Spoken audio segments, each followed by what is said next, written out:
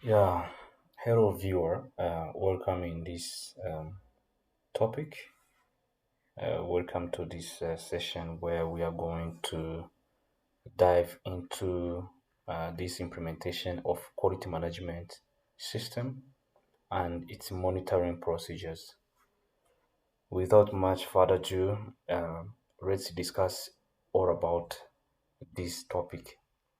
So this is an overview of quality management system monitoring processes highlighting their significance in maintaining quality standards and ensuring compliance. So, why do we need to monitor the procedure or the implementation of this quality management system? Because this has something to do with step by step strategies and understanding of how to implement this right system of quality and safety um, management system. So now we shall start by understanding the quality management system and its monitoring. How to monitor this system of quality management, QMS in short. Now, this monitoring system, this monitoring in the quality management system entails systematic observation and evaluation of processes to ensure they perform consistently within predefined parameters. Its primary purposes include verifying process control, detecting variations early, and maintaining records for compliance and improvement. Now, since the system seems to be a little bit big, because once you talk about some parameters of quality, definitely the safety cannot be overlooked or denied or just underestimated. What involves quality involves safety too. So this safety is the basis of everything. Now the quality is the biggest set that embodied everything, and it has where to start and where we have to maintain the continuous improvement because you cannot achieve 100% quality in your services or in your products. So as you see these people, they are very happy. Even by looking at their faces, they are very happy, and you see they are holding this. They are holding this bottle. I means they are sharing the quality products as this product is meeting their expectations. Okay. Now this quality management system implementation. Like it has a lot of steps, but to say the least, we may start by understanding its purpose. What is the purpose of this QMS monitoring? What's the main objective? As you see that in this picture, you will see that this is all managers. They are sitting on a table, they are discussing ideas. How is this QMS going to help the company? Because it is only when you address consumer needs, expectations, that you can attract them. Otherwise, nobody buys from you. Okay, let's go into it and have further discussions. Verification of process control should not be overlooked or just take considered as something that is light. Process control is the first approach to look into. Now, this verification of process control, we need to verify that everything that we have designed, it is working as it was intended to serve, not to work the other way around. Monitoring in a quality management system, QMS, is essential for ensuring that processes remain within specified limits and continue to meet quality standards. By regularly checking processes, organization can confirm that they are operating as intended, which is crucial for maintaining product quality and compliance. So always we need to make sure that verification is conducted at every process of production chain or processing operations. Okay. Another point is that we have to consider early detection of deviations. The system is monitoring well, is performing well, or if something is not working well, either the case, the manufacturer or the operator should know that the system is under control or out of control. It's one of the two. If it is out of control, you have to bring it again under control. That's where we need this early detection of deviations. Always we should have an alert just to let us know that something is going wrong. Through continuous monitoring, organization can quickly identify any deviations from established protocols or standards. This early detection allows for timely corrective actions, minimizing potential impacts on product quality and customer satisfaction.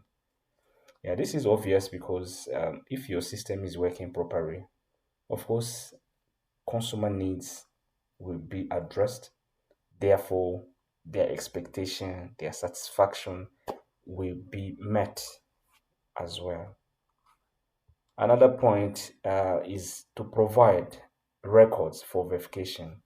Providing records for verification is very, very important. Records.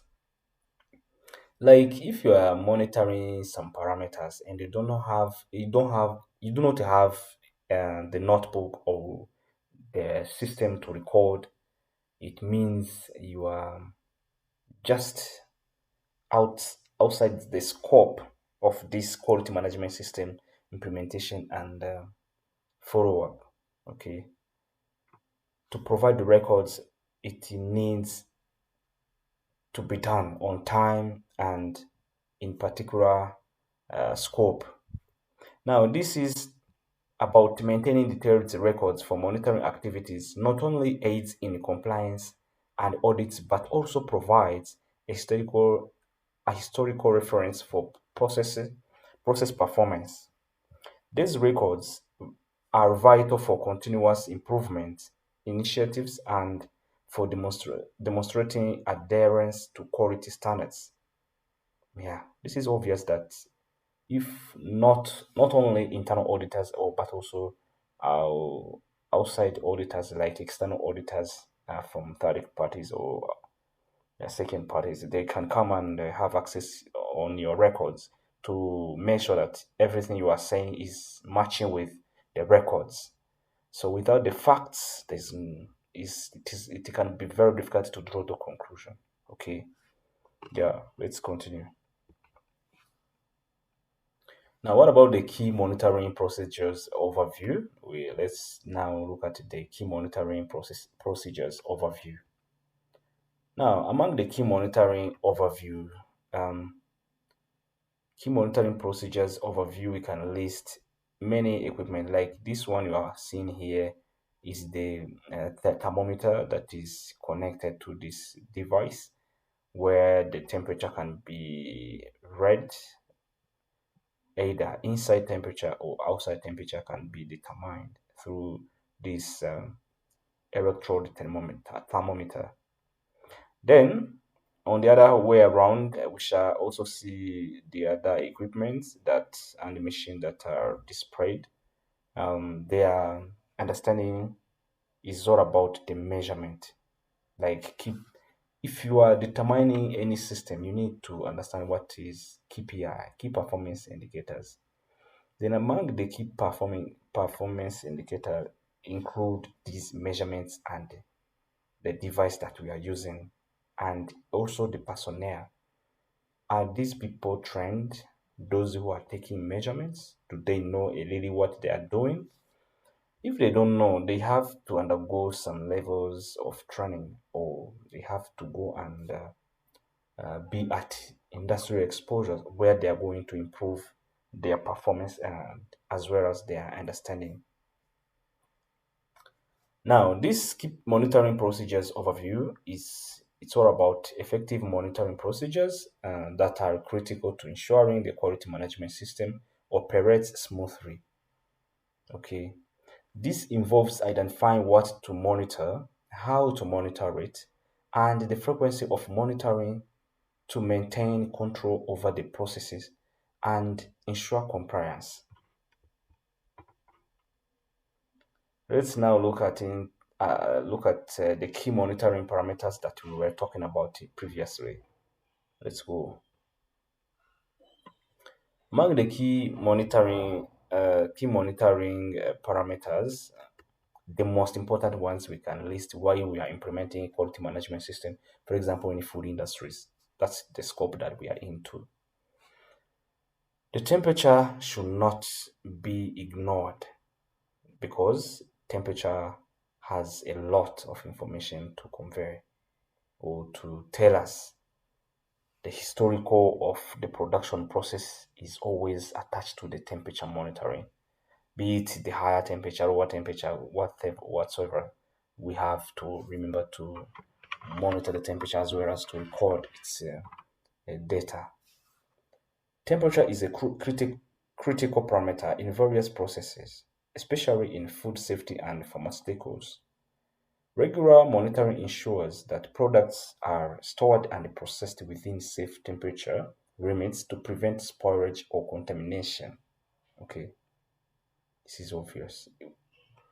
Um, Temperature does not, like refrigeration temperature. If someone asks you that, do you believe that the cold temperature or refrigeration temperature kill microbes? You definitely have to respond to that. Refrigeration temperature does not kill microorganisms, but it slows down their growth rate. Yeah, that's the right answer to that is related to the temperature. Also, when we are doing pasteurization or sterilization, we always make sure that the temperature is has enough dosage or the degrees to kill or to inhibit whatever substance that we are dealing with. If it is to kill or destroy those microorganisms at a particular level, or the enzymes to act to inactivate it or to denature it at a particular level, we have to make sure that at least we have something that we are going to determine that has been destroyed by the temperature to make sure that we had a successful pasteurization or sterilization. But again, uh, we do also have some kind of microbes, for example, bacteria, sporoformal bacteria, that are very heat resistant, like those thermophilic bacteria that I classified that they do love too much heat. Some of them they can escape extreme temperatures. Okay, it depends on the temperature scale that we're using. If it is above, for example, 121 degrees degrees Celsius, we make sure that a lot of microorganisms or microbes have been killed or at least sterilized. Okay. Also, we have to make sure that the time is monitored very well because everything is bound to time. Time is essential in process control because it affects quality and safety as well. Now, monitoring time helps ensure that the process are conducted for the right duration, preventing undercooking or overprocessing. Why? The more you keep your food or products on heat and you do not mind the time, probably most of the nutrients that are heat sensitive, they are going to be destroyed.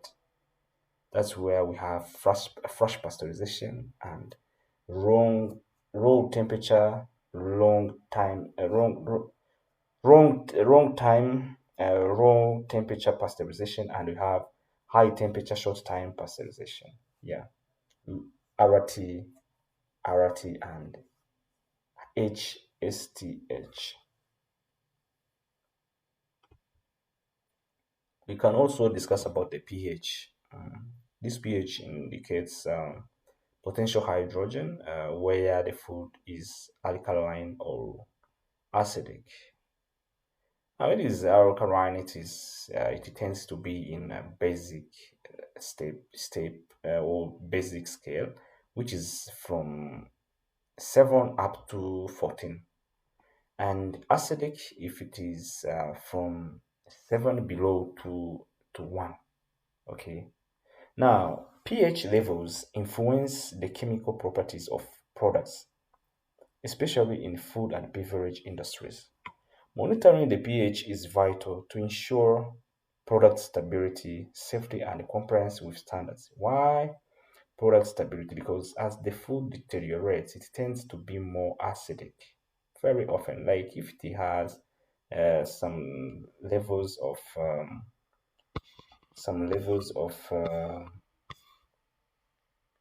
oil, like oil, yes. If it has a lot of oil, or it can go into acidity, like uh, lipid oxidation. Therefore, the acid, carboxylic acid, is likely to appear, and the chain continue until we get free fatty acids. And at the end of the day, we get free radicals that harm our body very much. Now, this pH also indicates the level of safety. If, for example, food are contaminated with microbes, those microbes will be releasing too much acid, then it can be a good indicator of the safety of the product, as well as the compliance with the standard, because some standard expect that, or tell us that we should be in this range of the pH. If we are beyond that one, we normally say that the food is not safe for consumption. Now, another important parameter that we determine while we are ensuring that our quality management system is under control is about water activity. So, this for the purpose of this video, not to spend much time, water activity is a very big topic. But I assume that you who is watching this video, you are aware about what is water activity. But in short, water activity affects microbial growth and the product's shelf life. Regular monitoring of raw water activity ensures that products are stored within optimal conditions to maintain safety and quality.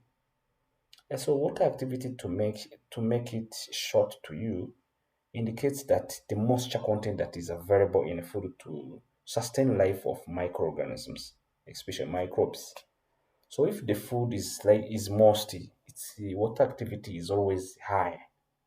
Okay, but though it can be very high, it cannot exceed one. Like the water activity of water, pure water is one, but it cannot exceed one. Others are 0 point something.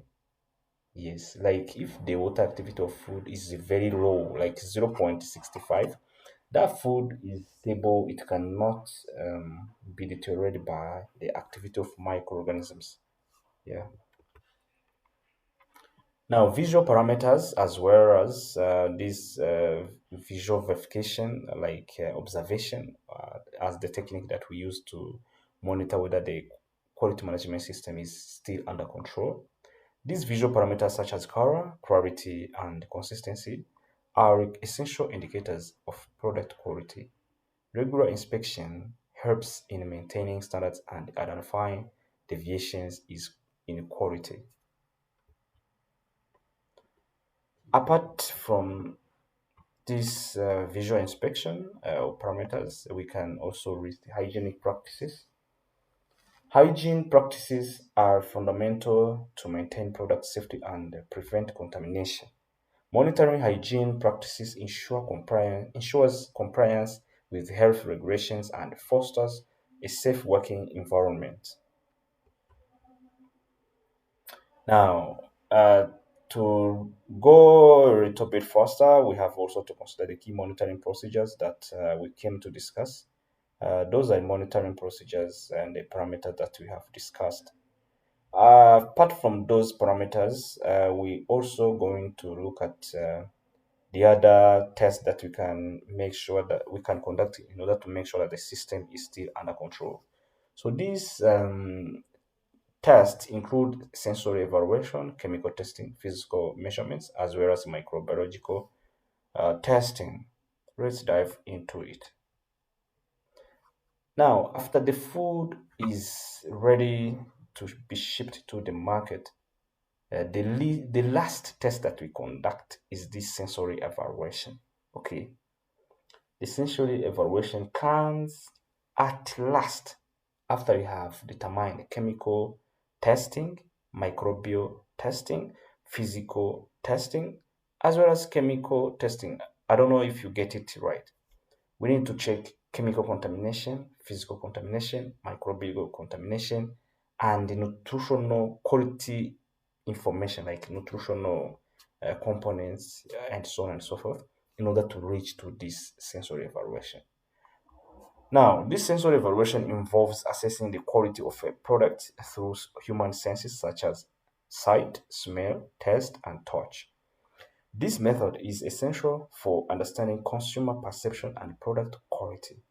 As you can see, this picture illustrates those assessors from Africa where they are testing the food, they are sharing, and they are about to tell us, to tell the one who is conducting the sensory evaluation whether the food is palatable or delicious or not, whether it has addressed their expectation, their preferences, and so on and so forth. So they do have a questionnaire where they are going to respond to a set of questions that are going to be answered after testing the product. Now, this chemical testing involves checking a lot of things that are chemical. For example, those nutritional composition like vitamin, protein, and whereas chemical contaminants, including, for example, aflatoxin, and like other oils, greases, whatever perfumes or other chemical that you might have came into contact with food unknowingly or unintentionally. This chemical testing involves laboratory analysis to determine the chemical composition of a food product. This is where I was telling you that in this aspect we determine, for example, proximate analysis, where we determine protein content, carbohydrate content, fiber content, fat content, ash content, as well as the moisture content, yes, of a food. There are about six parameters that we often determine here, but the list goes on and on where even we determine the nutritional composition, such as, for example, vitamins, minerals, and so on and so forth. So this can include testing for example, pH level. Also, pH falls into this chemical testing, moisture content, and other critical chemical parameters that affect product quality and safety and quality. Sorry. As you can see in this lab, this lady is testing some of these parameters that we list. For example, she's doing dosage of something.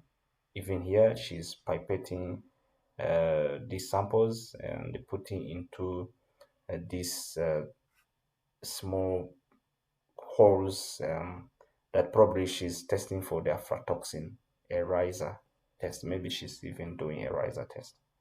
Yeah. And what about the physical measurements? We need also to make sure that our food products meets consumer expectation about the physical measurements. These physical measurements involves quantifying various physical properties such as temperature, weight, and dimensions. For example, volume, density, and so on and so forth. These measurements are crucial for ensuring that products meet specified standards and regulations. Okay. What about microbiological testing? As you can see, these people they are into microbiological testing. This lady. She's observing into microscope, checking for the shape, size of the microbes. For example, bacteria, virus, and yeast. Yeast fall into fungi, whereas bacteria is another type, and as well as virus. Now, this man also, you can see she's inoculating the sample into petri dish. He's about to incubate microorganism into the incubator. Okay. Now, this microbiological testing is all about to perform and detect microorganisms in a product. This testing ensures that food and beverages are safe for consumption and meet health regulations, as this quality management system often relies on standards such as ISO standards, as well as EU standards, East African standards, and so on and so forth, according to the adoption, like ISO 22000 and ISO 1725, and so on and so forth for laboratory measurements. Now, in order to implement effective reduced quality management system, we have to continuous monitoring our process. Continuous monitoring involves real-time tracking of critical parameters, providing constant data streams that enable immediate detection of deviations and switch corrective actions. This method enhances the reliability of quality assurance by ensuring processes remain within specified limits at all times. Why do we have to maintain the system in predefined limits? Like we need to have established the limits in order, for example, if it is a CCP, critical control points, we have to measure something or some parameter. We need to gather some data to make sure that the system is still under control. What about also this one? You can see this lady, she's doing intermittent monitoring where she has a lot of devices helping her to monitor every sample as it is needed if it is fit to consumer preferences or expectation. That's what she's trying to do. Intermittent monitoring, on the other hand, consists of scheduled assessments of quality parameters as a set intervals. While it is less resource intensive, this approach may lead to undetected short-term deviations between checks, potentially compromising product quality and safety. Okay, it uses less resources intensive, and it can lead to undetected short-term deviations between checks, like from batch one to batch two, batch two to batch three, and so on and so forth. This intermittent monitoring helps us to be checking what how the qualities vary or is still the same for a specified time period. Now, implementation of quality management system and its monitoring procedures can never be overemphasized, except if you agree that we can last this presentation here. But the next, we shall discuss more about the food safety and the quality management system in as a whole. So now, thank you for your kind attention. Bye bye for now.